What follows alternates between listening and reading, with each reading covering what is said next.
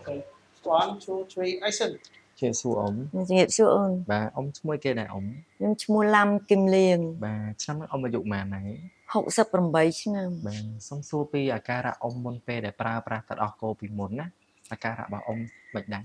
ខ្ញុំមានការកិច្ចឆ្អឹងខ្នងឆ្អឹងស្ពោតហើយឈឺចង្កេះហើយទុនជើង បាទ ដើរអត់សូវរួចទេហើយខ្ញុំខ្វះគ្រាប់ឈាមក្រហមហើយធ្វើទុកខ្ញុំហ៎បែរខ្លួនអត់រួចមែន បាទ បែរម្ដងវាឈឺហើយមួយយប់គេងអត់បានទេមួយយប់ហ្នឹងថាដូចយើងដូចអត់មានថ្ងៃអត់មានយប់មិនទេដល់ពេលយប់ឡើងខ្ញុំពិបាកក្នុងខ្លួនហ្មងហើយអង្គុយញ៉ាំបាយក៏ពិបាកទៀតអង្គុយញ៉ាំបាយបានតែ5នាទី10នាទីតាំងចង់ប្រាស់ខ្នងហើយដល់ពេលហើយខ្ញុំបានប្រើឱសថថ្នាំពេទ្យហ្នឹងណាប៉ុន្តែវាដូចជាមិនលឿនណាមិនលឿនធ្វើឲ្យការចុកចាប់របស់ខ្ញុំហ្នឹងវាបានសម្រានសោះគិតទៅខ្ញុំប្រើថ្នាំពេទ្យអស់រយៈពេលផែ3ខែក្រោយមកខ្ញុំក៏បានមើល Facebook ហើយខ្ញុំក៏ឃើញទឹកដោះគោនឹងខ្ញុំក៏ឃើញថាបំបត្តិការឆ្អឹងស្ពោតឆ្អឹងពុកហើយបាត់ឈឺសន្លាក់ខ្ញុំមានការឈឺសន្លាក់ចង្កេះនេះអោនអត់ចុះវិញហើយដើរដូចតិចតប់ដូចកូនក្មេងអញ្ចឹងណាបើថាអ្នកណាប៉ះមកបន្តិចមកខ្ញុំថាខ្ញុំប្រហែលជាដួលងាប់ហ្មងអញ្ចឹងខ្ញុំក៏ឃើញទឹកដោះគោនឹងគាត់ផ្សាយថាឆ្អឹងបំបត្តិការស្ពោតជួយកុំឲ្យស្ពោតហើយកុំឲ្យឈឺសន្លាក់ខ្ញុំក៏សាកទិញដំបូងទិញតែមួយកំប៉ុងទេខ្ញុំផឹកបានមួយថ្ងៃខ្ញុំដូចមានអារម្មណ៍ថាខ្ញុំដូចមានកម្លាំងពីមុនខ្ញុំអត់មានកម្លាំងទេខ្ញុំដូចកូនក្មេងចាំចេះដើរអញ្ចឹងហើយមានអាការៈចុកចាប់ក្នុងខ្លួនដែរហ្នឹងណាហើយមួយយប់អត់បានគេងទេឲ្យយប់ឡើងគឺខ្ញុំពិបាកគេងអញ្ចឹងខ្ញុំផឹកទៅដោះគោហ្នឹងទៅខ្ញុំដូចខ្ញុំមានកម្លាំងផឹកអត់តន់អស់មួយកំប៉ុងទេខ្ញុំគំនិតខ្ញុំគិតថាខ្ញុំនឹងកំងទៀតណាខ្ញុំកំងម្ដងនេះ3កំប៉ុងមក អញ្ចឹងចំពោះដើម្បីទទួលបានប្រសិទ្ធភាពអាការៈដោយថាអ៊ំមានប្រសើរជាងមុនបានច្រើនណាអ៊ំត្រូវចំណាយពេលក្នុងមួយថ្ងៃអ៊ំត្រូវប្រសាម្ដងណាដើម្បីទទួលបានប្រសិទ្ធភាពអញ្ចឹងចាដំបូងខ្ញុំធ្វើតាមគាត់ប្រាប់ថាឲ្យខ្ញុំញ៉ាំមួយថ្ងៃ2ដងដល់ខ្ញុំញ៉ាំមួយថ្ងៃ2ដងទៅវាលឿនពេកហើយ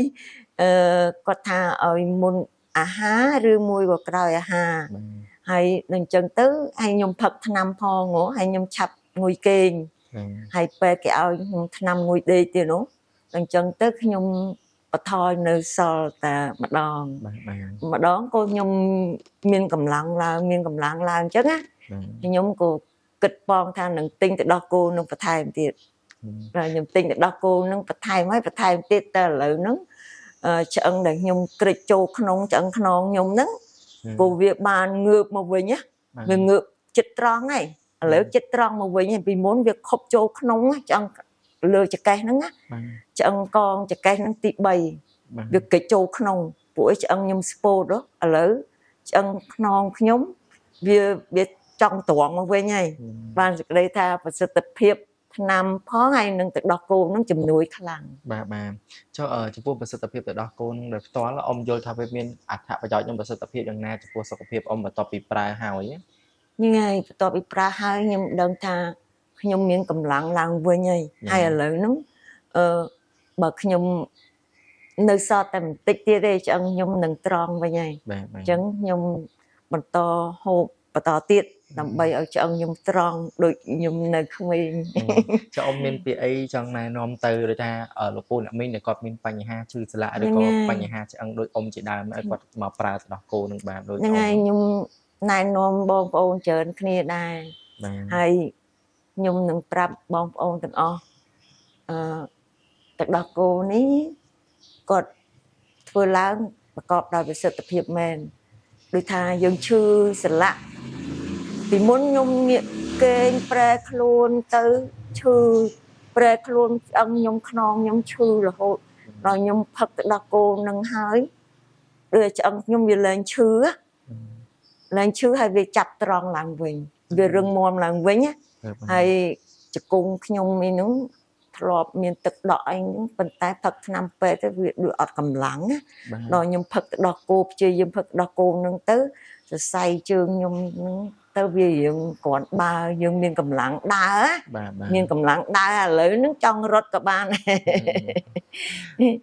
អញ្ចឹងសូមបញ្ជាក់ផងដែរចំពោះអតិថិជនឬក៏លោកពូអ្នកមីងដែលមានបញ្ហាឈឺសន្លាក់អាចមកប្រើទៅដល់ Cocancy Nano Plus ដើម្បីទទួលបានប្រសិទ្ធភាពដូចជាអ៊ំផងដែរ ហ្នឹងឯង បាទអរគុណច្រើនអ៊ំបាទអរគុណ អរគុណផលិតផលដែលបានជួយខ្ញុំ បាទអរគុណអាហ្នឹងឲ្យ